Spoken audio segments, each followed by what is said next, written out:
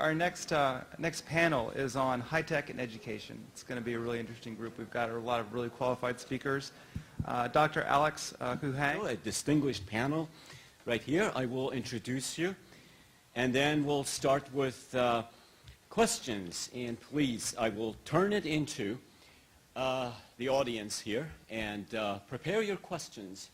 Write them down, and I'll turn to you to ask questions from the panelists. Dr. Art Recesso is the Executive Director of Innovation in Teaching, Learning, and Alternative Delivery, Middle Georgia State College. Dr. Recesso. Next panelist is Mike Hall, Dr. Mike Hall, Executive Director of Technology, Bibb County Board of Education. Our next panelist is Ms. Rebecca Lee, Vice President, Economic Development Programs, Central Georgia Technical College. Mr. Michael Rosario, I'll get it in a moment, okay? Principal Software Engineering from Mercer Engineering Research Center. And Mr. Harry Cricks from New Horizon Computer Learning Center. Thank you so much for being here. I will, as I mentioned, I ask a question. I pose that to the panelists. Each panelist will have about 5 to 10 minutes to discuss that question, answer to that question, and then we'll turn it to the audience. This is going to be very informal, and we'll do our best to come up with a good product right here. First question, to what extent can technology be implemented in ways that directly impact student learning? Dr. Recesso, would you like to begin?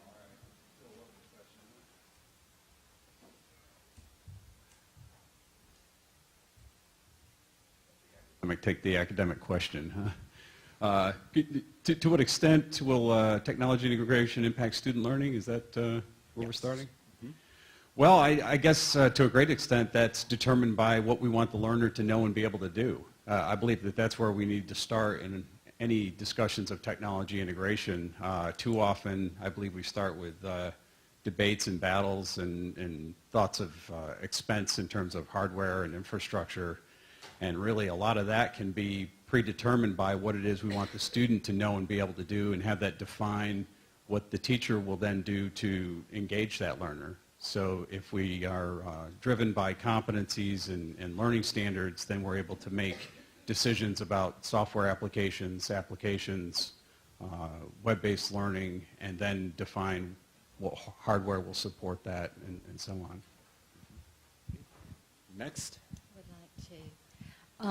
As I make my comments, I'd like to orient you to the technical college system. There may be those here who are not aware of how the technical college system operates. There are 22 technical colleges in the state of Georgia, each with a defined service delivery area unique to that community with their strategic industry. Of the 22, Central Georgia Technical College, the college that I represent, is the largest in terms of full-time enrollment. We have 11 counties in our service delivery area. That population that we serve exceeds 500,000 people. From the very south corner of our service area to the north corner is 116 miles one way. In fiscal year 14, we served 12,000 credit program students, 5,200 adult education learners, and 19,000 business and industry employees, continuing education students, and professional certification seekers. That's 37,000 folks. We are fully engaged in technology and blended learning so that we can serve all of those students, even those in our rural counties. In FY14, we had over 3,000 unduplicated students in our online programs. In addition to that, we have redefined the term blended learning, and I'm going to read from my notes and share that with you. Our online student count for fiscal year 14, 5,973. Fall semester alone, 3,300 students are taking online courses. We had an additional 816 students enrolled in 52 unique classes utilizing Cisco telepresence video conferencing with equipment located throughout our 11-county service delivery area. Telepresence video conferencing had not been available. 435 of those students would have had their classes canceled due to lack of minimum enrollment. So we are fully engaged. Our VP of IT is here, and many of you may know him, Gardner Long. His colleague Carol Lee is in the group. Their team is here, and I hope during breaks and lunch you'll get a chance to speak with them. I'm going to try to get back to your question, which was about direct instruction. And actually, technology does not, it really doesn't resolve the issue of student performance. Technology is an enabling tool. It expands the classroom. It allows instruction to drastically change, which with that allows you to take students to areas that they wouldn't normally get to go. So I guess the answer to your question is really that it's the tool that enables students to be able to reach out and experience their learning. Thank you. Yeah, and I'd like to echo what Mike just said. It is not the technology. We're the world's largest IT training organization. We train more. You wonder where all the nerds come from? We run the hatchery, okay? So if you want to know where they all come from, they came from New Horizons. A lot of you may have taken a course at New Horizons. The one thing that's interesting that's going on in our business right now is an ongoing analysis when a student is taking a certification class, when they're taking, if you will, the test. How well is that test going? What questions are taking the longest amount of time? What questions are being disproportionately answered the wrong way? Is that a fault of the learner? Is that a fault of the instructor? Is that a fault of the material? So we're spending an awful lot of time working with our partners, Microsoft, VMware, Citrix, all of those guys, to try to produce better learning curriculum where we get pretty close to immediate feedback on how people are doing during the assessment part of their work. Again, it's not the technology. We have some pretty amazing online live technology which allows you to take a course basically anywhere in the world and be taught by an instructor essentially anywhere in the world. And that's very good, and it works real good, and but it's not really where it's at until we learn how the learner is learning and how we learn how the teacher is teaching. How good are we at doing that? So we spend an awful lot of time measuring those metrics and trying to figure that out. Thank you. Next. I really enjoy the discussion we've been having just about the difference between learning and teaching. I speak from a standpoint of helping to start a makerspace here in Macon. I'm a co-founder of Spark Macon Makerspace, and so our vision is that we help this community become more creative, more innovative, and helping entrepreneurs, young students to discover their creativity and truly make a difference in the world.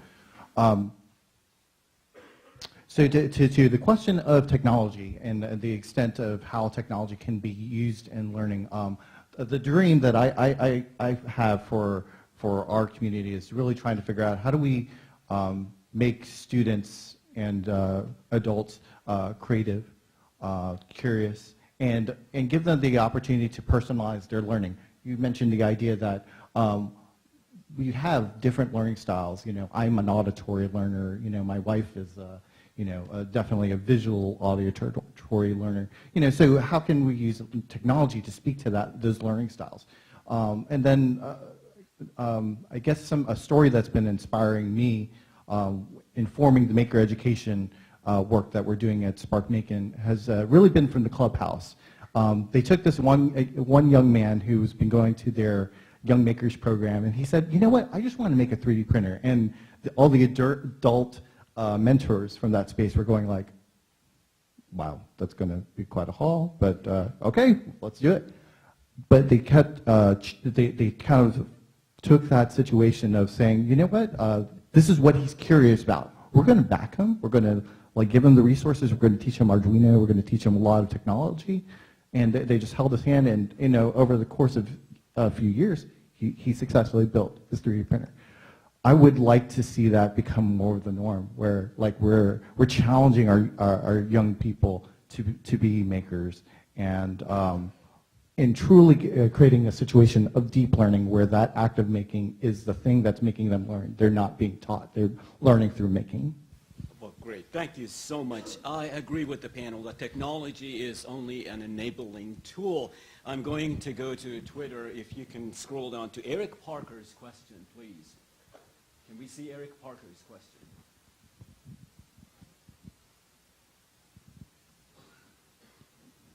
All right. I think I can remember that. All right. How can you design the curriculum for the technology? I believe that was close. How do we get that curriculum? Please, go ahead. Thank you. A couple of technical issues. Okay. We just lost it. How do we adapt curriculum to, help me out, Sarah? You know what? Sometimes it's better just to ask the person.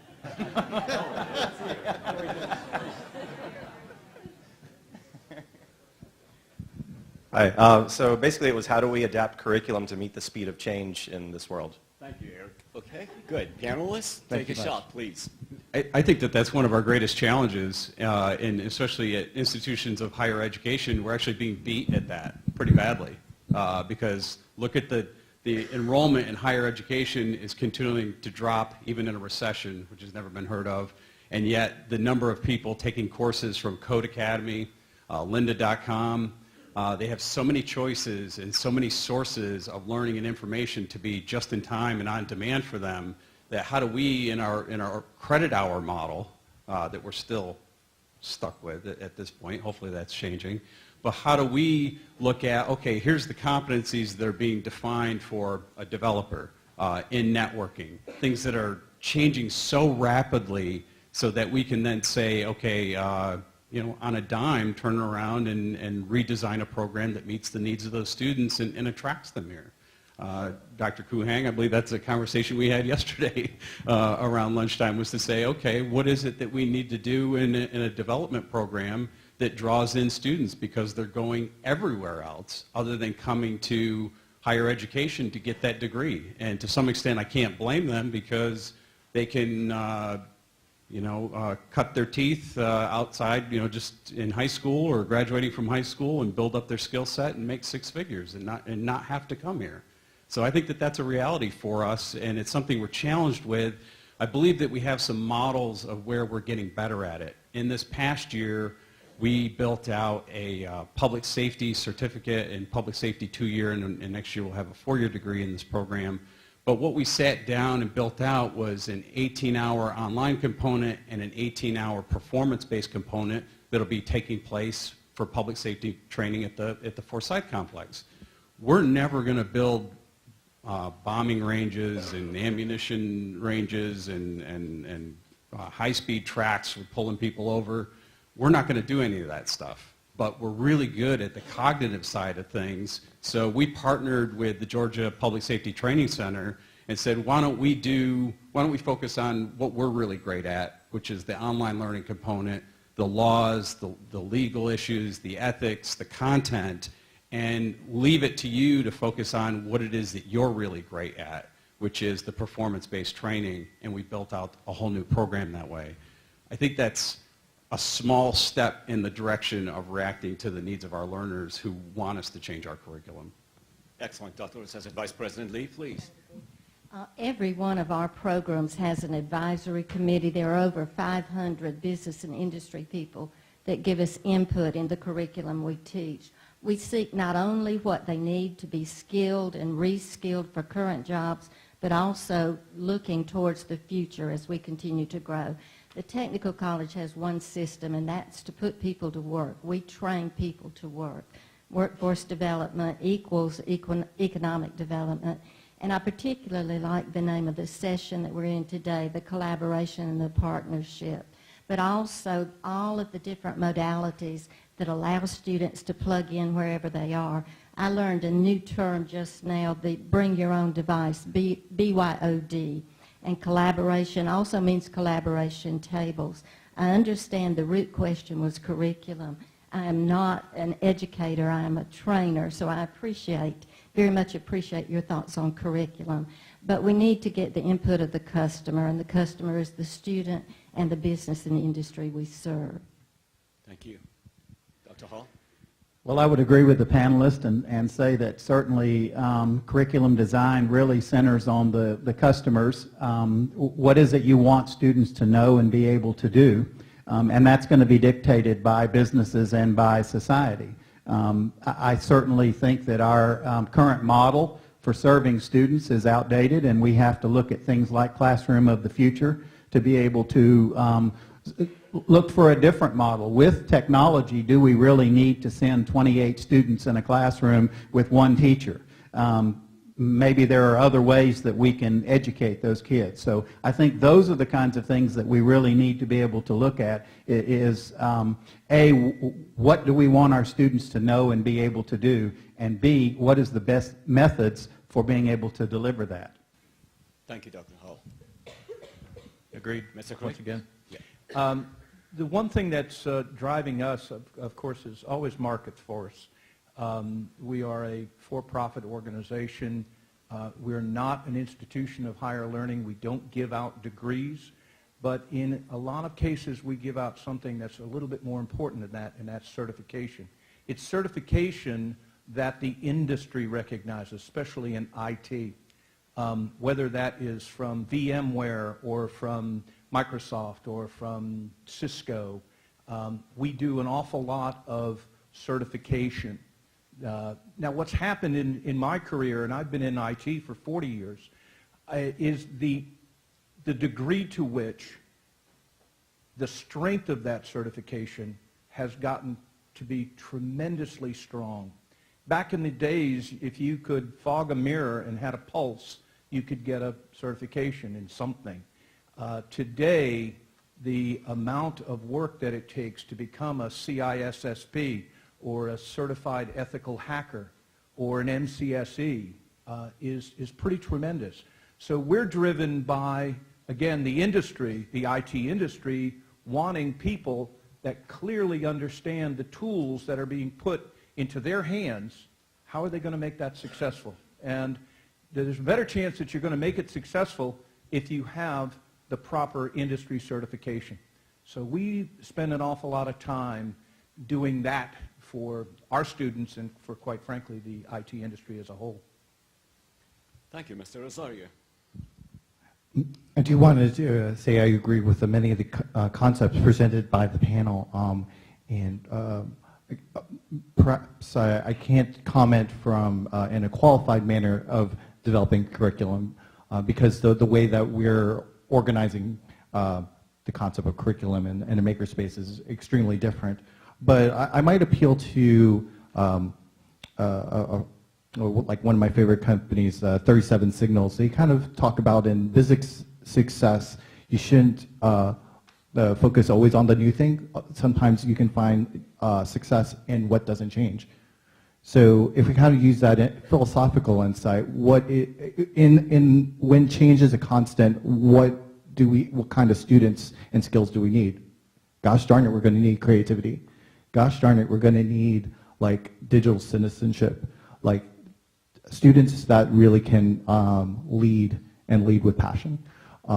So I guess from what I guess I would advocate for, for our schools is not just training them in the new acronyms of the day, training them in the new technologies of the day, but really also perhaps looking at the curriculum broadly and finding ways, how can we put more creativity there? Does there need to be more project-based learning or inquiry-based learning built into the programs of the classes.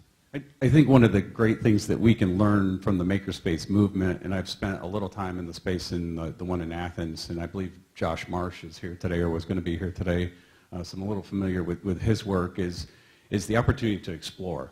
So we talk about curriculum development, and that becomes really formal and a lot of times too rigid.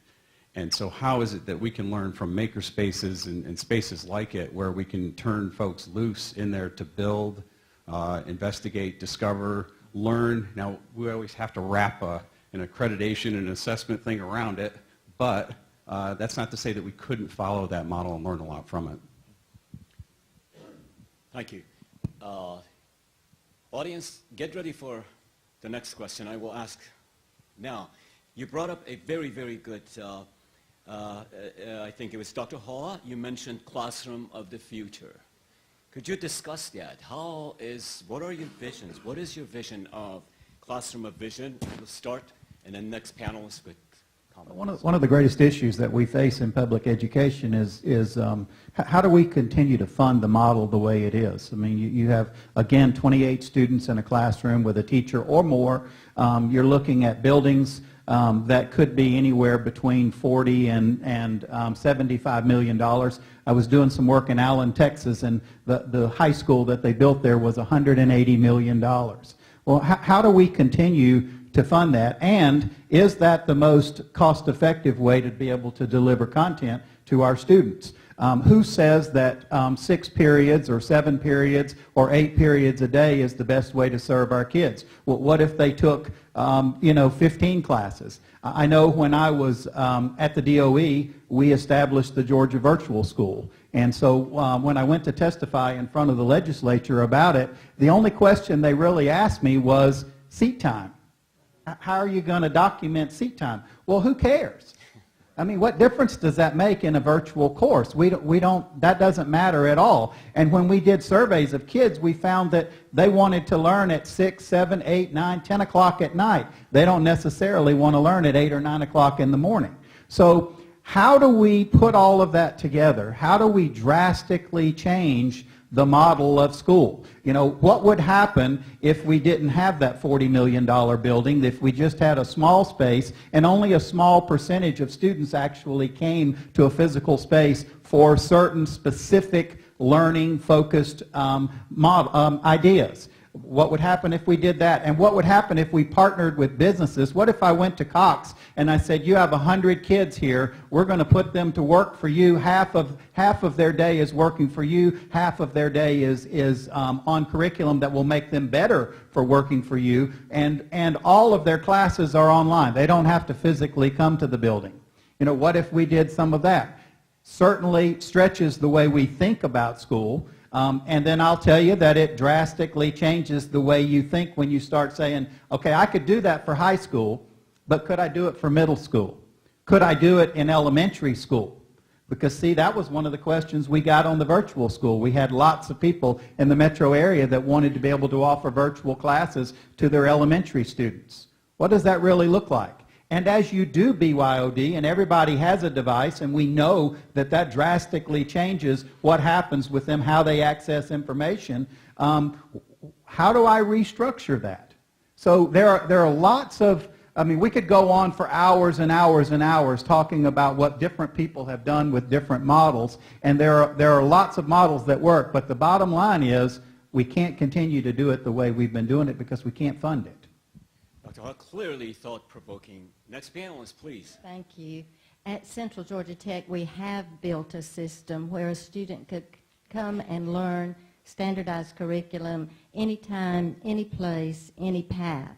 And we've done it by redefining blended learning. They can participate, and it's their choice, on a weekly basis in face-to-face traditional instruction, web-enhanced, hybrid of both of those, totally Cisco telepresence, video conferencing, or Cisco Jabber from their homes.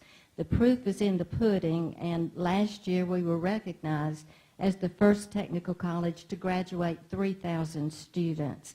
And it's because we've been able to reach them and keep them engaged, beside all of the obstacles they have, which are work, home, family, health.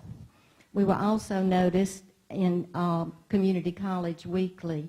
Of 4,000 community colleges, we were 13th in graduates. And it is by the delivery that you all are talking about, and we all need to continue talking about. I have an 8-year-old grandson who is totally online with his education and just asked me the other day to install Minecraft so he could design using that app. We are there, we are past there, and we continue to move forward. Thank you. Dr. Rossesso. It's funny to think that our policymakers are still asking those questions. You know, how are we going to support the younger children in a virtual environment? But meantime, K12.com is already happening. Homeschooling's already happening. So little by little, the K-12 environment and to a great extent, institutions of higher education are being pulled in these directions anyways. So it's frustrating. I wanted to use the word funny, but it's probably not funny, that we're waiting on some of the policies and structures within our systems to change and to catch up with the direction that people are already going. We're still building massive buildings at a massive amount of expense.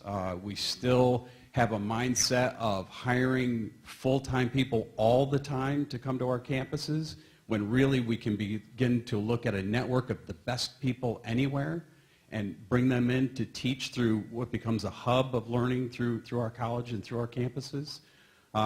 So to some extent, it's interesting to watch as a whole nother network takes off of, again, I'll go back to K12.com or Udacity or Codecademy. And those things are in a liftoff mode, and we're still trying to figure out how we're going to get there. Thank you. Any other panelists would like to comment on that? Mike, please. I guess I want to share kind of cool story of a local Georgia teacher. I guess she is in Camilla, Georgia. Her name is Vicki Davis, and she goes by coolcatteacher.com, and she blogs there. And just a few things that I admire in her work kind of include this concept of the flat classroom. So where it's true in the economy of the future, collaboration is going to be a more necessary skill that we have to encourage. So she really encourages her students to take on writing projects where the students are doing work with other classrooms completely on the other side of the planet. So there may be a classroom in the Middle East collaborating with her students, and they're designing a video game or something like that. So kind of want to kind of share that as one aspect of the classroom of the future. Vicki Davis is also implementing makerspace concepts in her classroom. I think I admire her bravery and her, her ability to kind of like look at the discourse of standards and kind of like still address them. But she's really been an inspiration to me in trying to see like, okay, we do live in this world where the regulations are what they are in Common Core. Well, how do we teach differently and whatnot? Thank you very much. At this time, I'd like to turn to the audience, please. Questions?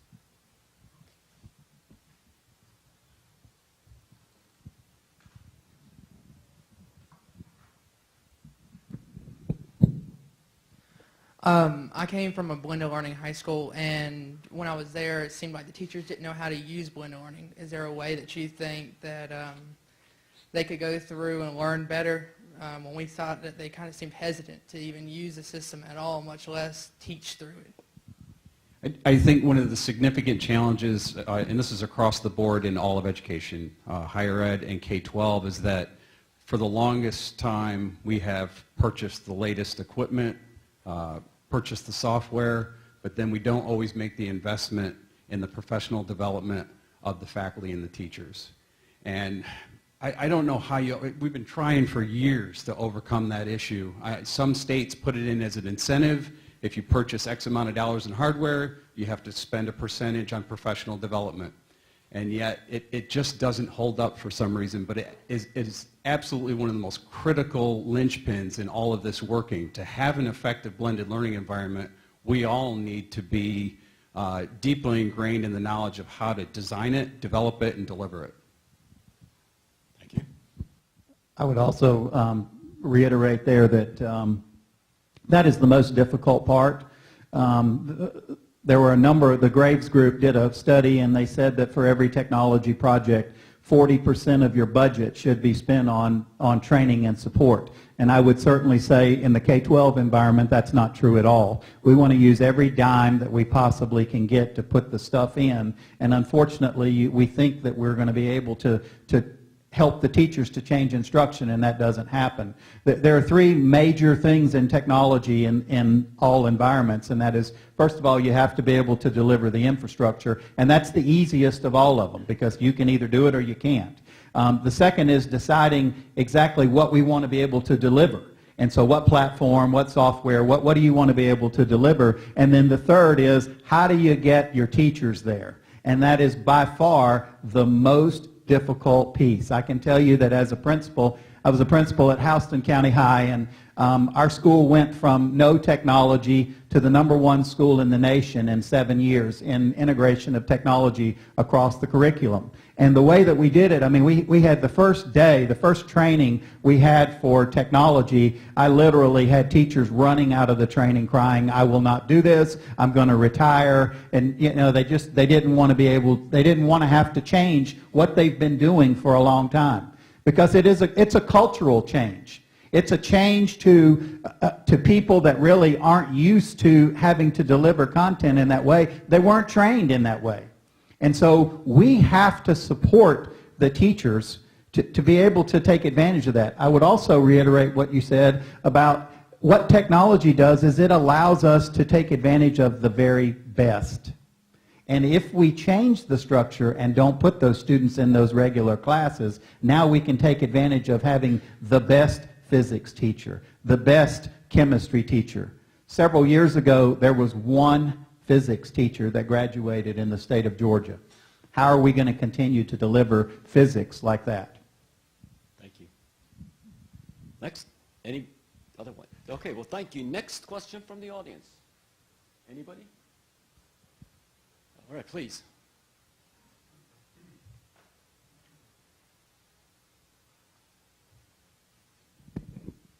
Hi. I work for an industry trade association. We are the oldest continuous AIA provider in the nation, and we service about 2,500 members globally. We have found that there's an increase in demand for continuing education units for professionals in both webinar and consume-on-demand fronts, and we have been frankly struggling to catch up, but we are making great strides and feel like we are advancing. Does anyone have any comments on that for continuing ed? Good question. Panelists? Please. Michael? From Central Georgia Tech, I can tell you that we do have totally online. Tooling U is an example, Oxygen Education, the Quality Group, and we partner throughout the state and throughout the Southeast. So there are online options. And I would certainly tell you that that's the trend in the business place. Intel, Smart, all of those businesses are putting together online marketplaces where people can go and take some type of continuing ed classes just in time whenever I need that type of training. I know that as an educator, I can't tell you how many thousands of hours I've sat in professional learning opportunities that I really didn't need that particular opportunity. What I needed was the 30 seconds of this is how you do this, okay? And so that's absolutely the way to deliver training to your staff, to your workers, and I think that you're going to see more and more and the whole model change from a face-to-face model. Yeah, I'd like to reiterate a point that Mike made again. I'm going to send you $20, man. You're a great lead-on guy. The one approach that we've taken most recently is to take the different class syllabus, the class outlines, and present that to the human resources organization, present it to the training director, the IT director, whomever may get that. And we spend an awful lot of time doing tailoring. We spend an awful lot of time doing customization. I would say that at one point, 85 to 90% of the classroom work that we delivered was literally right out of the book. And people, I want just that 30 seconds. I don't want everything that comes before, anything that comes after. This is my most important fact, that I've got to learn, I've got to master. The one thing that we have seen is that we now have people coming to the vast catalog that we've got and almost doing a smorgasbord type of thing. It's like, one from column A, one from column B. I need a little of this, I need a little of that. I don't care what you call it. I don't care that we're going to get certified. I don't care that we're going to take a test on it. But this is what we need to learn, and it is kind of online, on time, right now learning out of the book. And you pick what it is you need. We're seeing more and more of that, and customization, that whole bespoke nature of education is getting to be a big thing for us. Thank you. I think it's just, we definitely live in an exciting time. Like when you just want to learn whatever you want, you can find it on the web. I mean, it's on YouTube. It's just some other places that have been kind of inspiring for our organization include Coursera, which is a program kind of spun off from some researchers from Stanford. And it's a very interesting model where if I want to take a machine learning course or learn about business innovation, I can register for this course for free. And they sustain this model by making employers pay for doing searches on the students, which is a very different model as far as funding education. But I definitely agree with our panelists that it's a very interesting world where for professional development we can simply leverage video and various MOOCs. Because of the question that you asked and because of the thoughts that we've heard from the panelists here, we've had to rethink continuing education. In the past, it's been just for the CE credits and I'm done and I get my certification and I go away. What we're in the process of rethinking and rebuilding right now is the idea of stackable. So how do you come back for just a badge, a certification, but then in the long run recognize that that body of knowledge should be acknowledged as something? And we're trying to figure out what that is. Is that a degree? Should that help you earn an undergraduate degree or a master's degree? Those are some of the things we're trying to figure out, but we've heard it clearly, especially from the medical center and other hospitals in the region, that they would like to see more of what we would have called adult and continuing education, but in a new model that's delivered just in time and tied directly to their competencies. Thank you very much. Turn into Twitter. Now, Winters. Is Winters in the audience? All right, I will read the question to the panelists. Children are light years ahead of educators. How do they catch up? I'll take that one. They're never going to catch up. It's okay. Do they really have to catch up? What the teacher has to do is change the role. They have to become a facilitator of information. And so it's really not about, there's no way I can take a teacher that's been in the classroom for 30 years in a traditional classroom and get them to the point that they need to be where the student is with the technology. They're not going to get there. So, but I can change their philosophy, and I can change how they interact with kids and what we do to be able to deliver the content to help that student get to where they need to be. Thank you. Good question. Next. I think attitude is probably the biggest factor there. Before, and I'm a product of Jesuit College, and Jesuit teachers, which taught you not the subject matter, but taught you how to think. That's probably the one thing that I see in education that is missing. We've forgotten how to teach people how to think. We've taught them facts and figures. We've taught them, the Battle of Hastings, and we've taught them about the Magna Carta, and we've taught them those things. You learn those things. But there's been very little effort in learning or teaching people how to think, and that's one thing that, believe me, got busted over these knuckles from the Jesuits was, here's how you think. And I think that's one of the things that the challenges that the institutions of higher learning, the people that do give out degrees and those kind of things, I think that's one of the things that's a big struggle for them, is you don't have to be an expert on the subject matter. You don't have to be a stamp collector, to know what palantalist means. I mean, you don't need that. But you need to know how to get there. And you need to know how to direct people how to get there. And so again, you need to teach people how to think, not the facts. The facts are there. Google will give you the facts. Google will give you the facts. How do I think about what it is that I am reading, seeing, experiencing? So, I would like to share one thought. Maria Montessori, and there are some Montessori schools in the area, that teaches at your own pace how to think and manage and control your education. So we need to take some of those principles and add them into all levels of education. Thank you. Any other ones?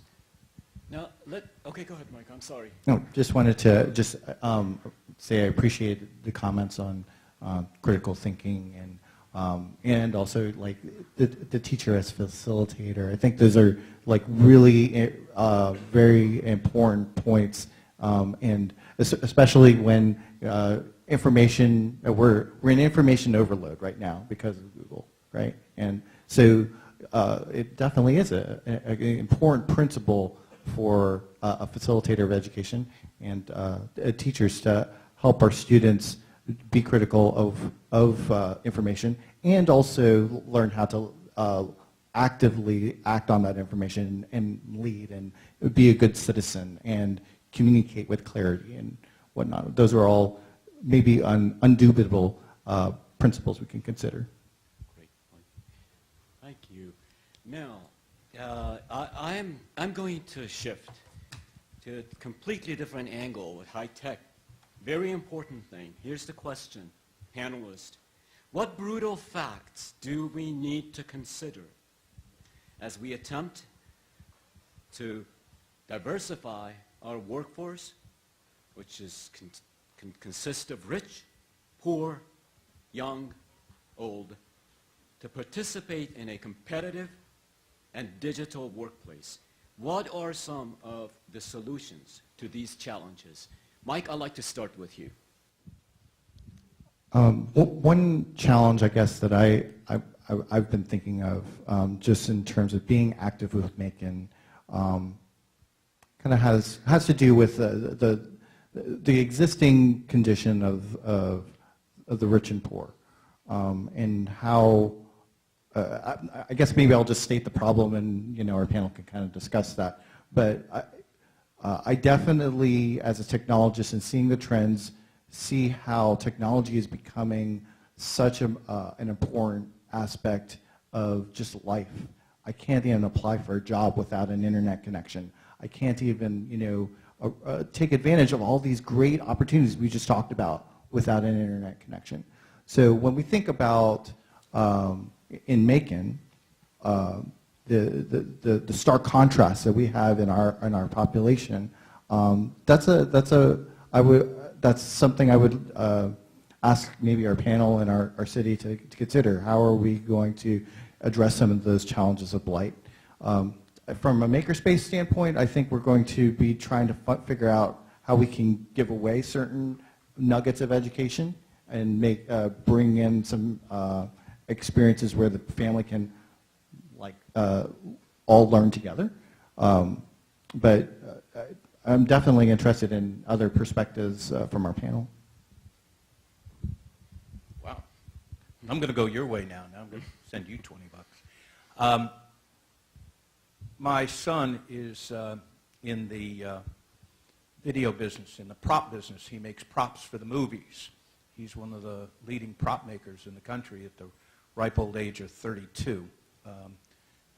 He's in demand by the large video studios, the game makers, so forth and so on. So he takes things that are in the space of only zeros and ones. He takes things literally out of the visual images that you see in a game like Halo or BioShock or one of those games, and he makes that into a real something. He makes it into a space gun, or he makes it into a helmet, or those kinds of things. It is, again, that creative thing that you find. I went to the Maker Faire in Decatur, Georgia, a couple of weeks ago. It was mind expanding. It was incredibly opening. It wasn't like a craft fair where you have pine cones with glitter on them and two googly eyes, you know. It wasn't that kind of craft. It was people that were thinking very hard about a lot of different problems, and they were using, quite frankly, very primitive tools to try to address that problem. So it was that creativity.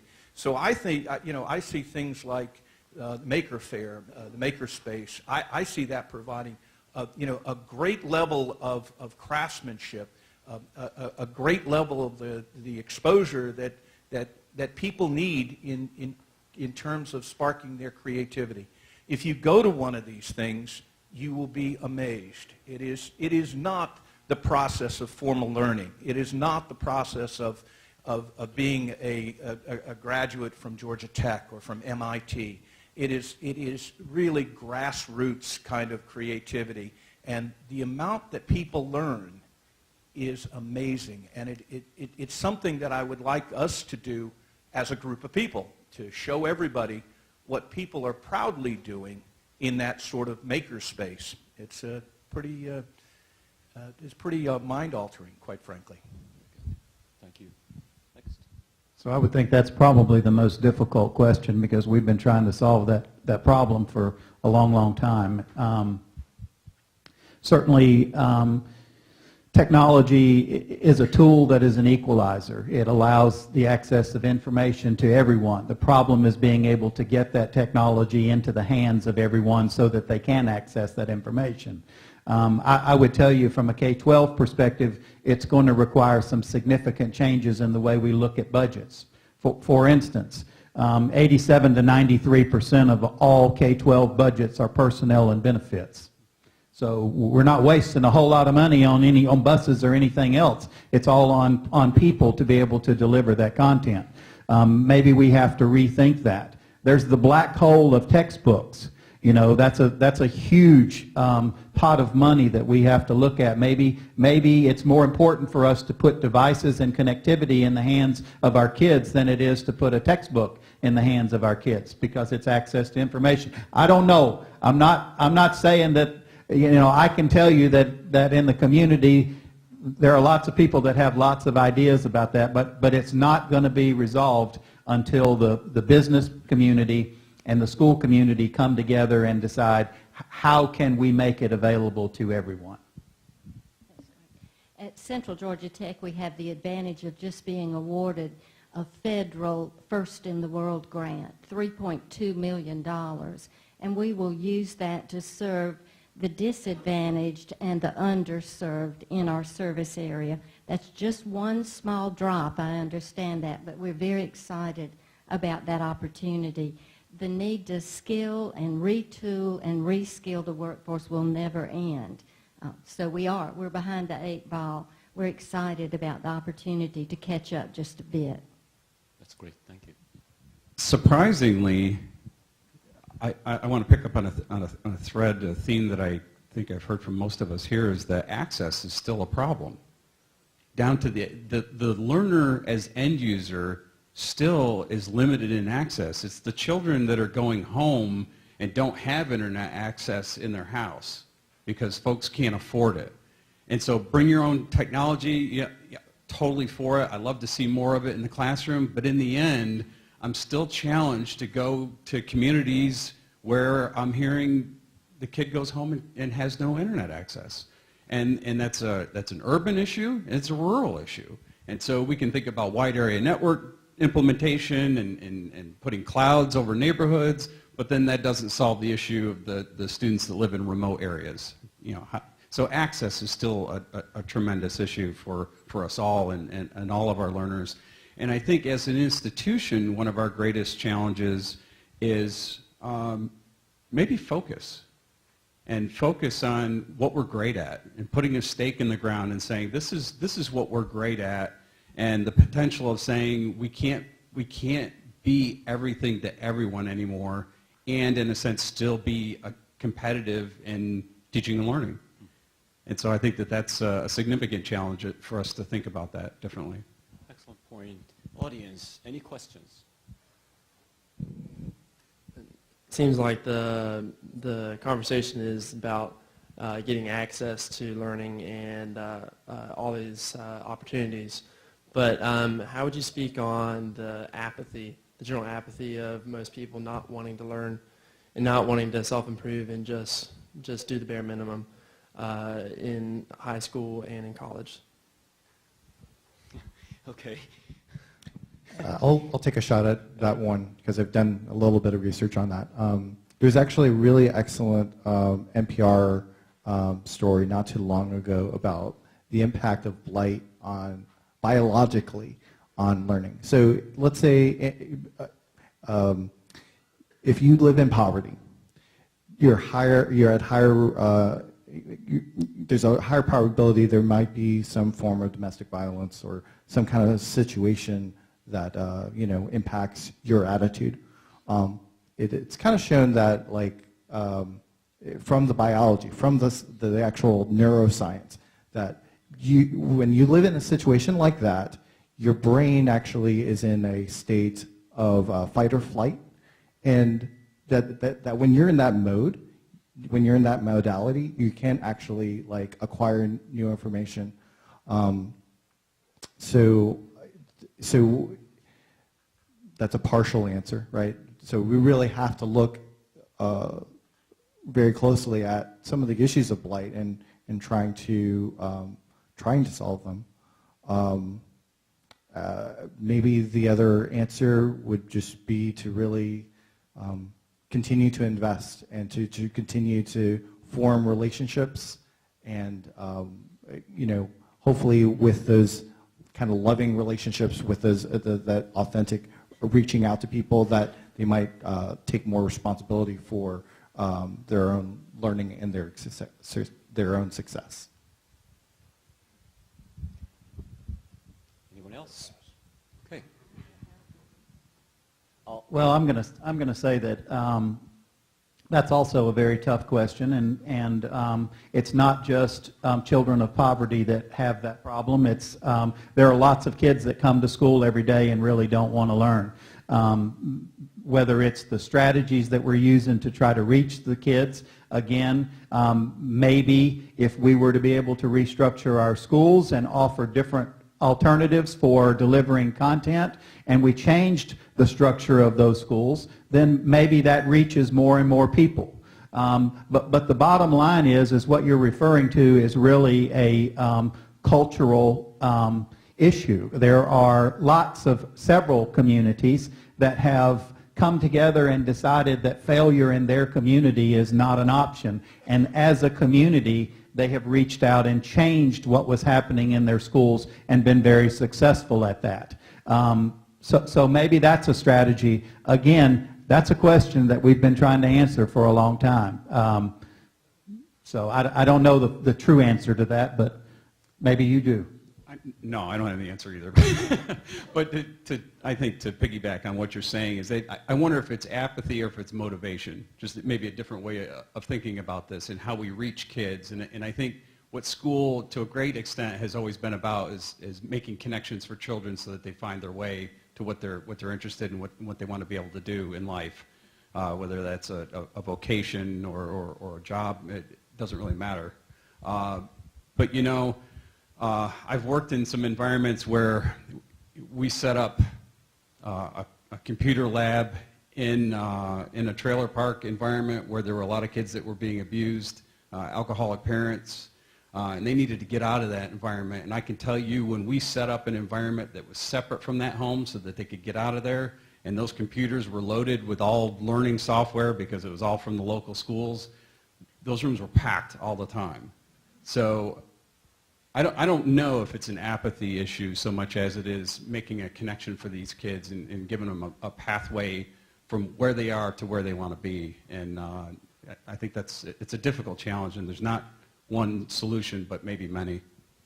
I agree. What we have are a group of children who have come from homes where education is not used or valued.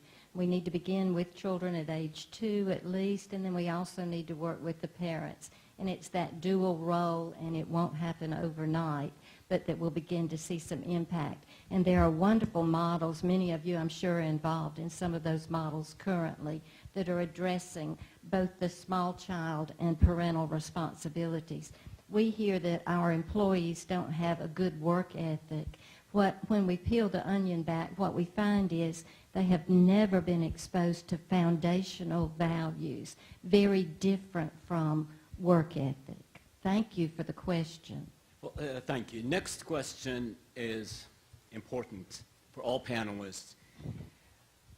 How do we grow the next generation of leaders and technology professionals who foster creativity, love to learn, and positively contribute as digital citizens? I'd like to start with Mr. Rosario, please. To a certain extent, I guess I'll start with the word creativity. In order to give students the ability to explore creativity, they have to have freedom.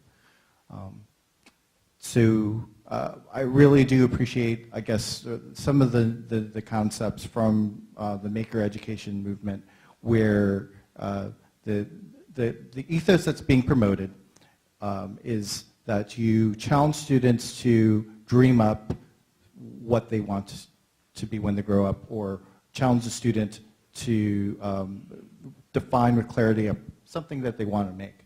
And you and you really hold them to that. You don't let them, if you're challenging them to make a video game and they're asking, well, can you just give me an idea? And you as a mentor, you really have to resist yourself from giving them the assignment. You're really challenging them to answer the question. And I definitely also appreciate a lot of the trends of project-based learning, where then you give them that freedom to explore the creation of that artifact. And sometimes they're going to fail, and that's okay. And maybe that's something we need to encourage in school, is a little bit more failure, and giving them a safe environment where, when they do fail, that's true learning, and we celebrate that in some safe manner. Excellent. Yeah, this is a situation where not everyone gets a trophy. Unfortunately, we have gotten to a great deal of our young people that everyone gets a trophy. Everyone gets to be number one. We don't keep score because we don't want to hurt anybody's feelings. We don't play competitively. We don't play creatively. And that's, I think, something that we're all missing here, unfortunately. We want to be equal in opportunity to everyone that we possibly can be. But I also want to tell you there are people that are not as smart as I am in this room, and there are people who are much smarter than I am in this room. And that's just a fact. And we don't address that very well in education. We don't address that very well in learning. And I really do separate learning and thinking. Learning is one thing, is putting stuff in the container. Thinking is having the container to put the learning in. And the one thing that my colleagues here in the higher education business, I have an undergraduate degree from the University of Florida. Yes, I know we're going to get killed on Saturday. Let's get it over with. Oh, Jesus. Oh, God, help me. I got a graduate degree in economics from Florida Atlantic University. They're not doing too bad. And I did an executive MBA at Georgia Tech. So, I mean, I have a real deep appreciation for the degreed folks and getting a degree. But I will tell you the unfortunate part of it is we tell too many of our children that's where you need to go. You need to go to Athens. You need to go to Gainesville. You need to go get a... No, you don't. No. We haven't quite figured that part out yet. We don't turn out plumbers. We don't turn out machinists. We don't turn out mechanics anymore. We've somehow forgotten the crafts. I'd like to see more of that, and quite frankly, I think that's a way out of poverty, out of that depression, out of that valueless, I don't know why I'm working. When you find a love of work, you'll find a way. If you don't have a love of work, you'll never find a way. So I think what I would say to just kind of add on to that is that the latest numbers that I saw said that about 80% of the jobs require some type of post-secondary education. So education certainly is the tool, the vehicle to be able to get to where we need to be, whether that's a degree or a certification or whatever type of education that is. I think that, we have to look at, again, is the level that we're allowing students to reach in the K-12 environment enough? Maybe we do need to restructure and expect more as they come out. And then how do we get them to be lifelong learners to be able to learn the things that they want? I mean, students today are going to change jobs, 12 times? So, that sounds like somebody there that has some flexibility to me. When I was in private industry, we took an at-risk elementary school and began working with the sixth graders there. And they were not in the gifted program, but we worked very closely with that school in a program called Odyssey of the Mind, an international program that teaches thought processes. We put the gifted T-shirts on them, and we took them to a competition in Columbus, and they performed very, very well. We need to expose children at all levels to advanced technology, and I do agree that we all learn at different levels and we all are endowed with different skills. But I'm afraid that we've classified certain groups as unable to learn or unable to grasp, and we need to get rid of that. And it's going to take good corporate citizenship and volunteers. We must address the children. We must address the parents. I saw the 5-minute sign. If we want folks to develop into leaders and citizens, then we need to engage them and situate their learning. And so since this is a technology summit, I think that's a challenge to us, is to think about, well, if you want to learn leadership and citizenship, we're not just going to deliver that through an online class. You're not going to pick up all that needs to be known through a MOOC. I can learn the laws, I can learn the regulations, I can find out how to participate, but then I need opportunities to situate that learning. I need to be immersed in an environment. So we need to find a balance of engaging folks, drawing them in, getting them interested, but then in addition to that, providing these environments that actually let them practice, let them fail, let them figure it out, and then just continue to coach them along and support them. And I don't know that any of us have that completely figured out yet, but it's something we need to do. Thank you very much. Time is running out. I'd like to give the panelists 30 seconds to give their final thoughts. And starting with Mr. Rosario. Definitely appreciate the opportunity to share some thoughts. Want to extend an invitation to everyone here to SparkMacon's first Open Make Night. So this is going to be our first venture in grassroots education, but it comes with food and fun, and I hope you'll consider joining us. You also go to inspiredtoeducate.net, and I've shared some free books and various resources. In particular, inventtalearn.com is a resource that you may consider checking out. It's a great resource for implementing maker education and whatnot. So, thank you. Thank you all for your time. It's really appreciated. We don't get down here, unfortunately, to Macon very often. I've hired a new individual to manage this territory, and I really want him to, as a matter of fact, he's sitting outside, encourage you to talk with Philip. Philip will be working with us. We plan on delivering classes here in Macon also, so you don't have to journey all the way to the big city up the hill. It's very important to us that we continue our outreach. We're doing an awful lot of work with the Georgia military, the 13 bases that we have here in Georgia. We're very fortunate to have a very significant investment by the Department of Defense here in Georgia. So we're taking care of, or trying to take care of, a lot of the folks that are being mustered out of the military. 80,000 will separate from the active military this year. That's a huge challenge for us. Yes, we would like to see soldiers in the education business. We'd like to see soldiers driving trucks, but more than anything else, we'd love to see them as IT professionals. So we're working on that end of the world. Thank you all. I appreciate it. Thank you, Dr. Hall. So I'd like to say thank you as well for the opportunity to come and share with you today. Hello to all of the friends that I have in the audience there. It's always good to see everybody. Thank you for coming to Macon, Georgia.